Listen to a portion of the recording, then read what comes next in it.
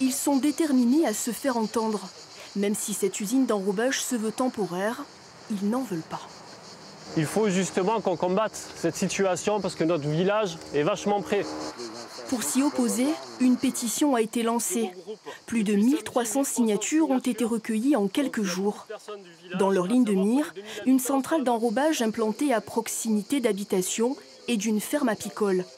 S'il est validé, ce projet préfectoral élira domicile en plein cœur d'une zone protégée, une aberration écologique pour ses habitants. Nos craintes sont liées à la pollution directe émise par cette usine, parce que malgré que ce soit notifié, que ce sont des vapeurs d'eau, il n'y a pas eu de test au préalable fait par rapport à ça, on n'en a pas connaissance en tout cas, plus le trajet des camions, des allers-retours journaliers. Cette implantation va complètement à l'opposé de l'identité du village et de la préservation des intérêts, en tout cas visuels, touristiques et surtout du bien-être, de la santé des habitants.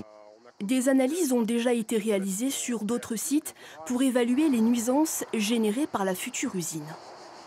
Le bruit, la poussière, les rejets gazeux, tout ce qui figure dans l'arrêté qui précise toutes ces normes à respecter.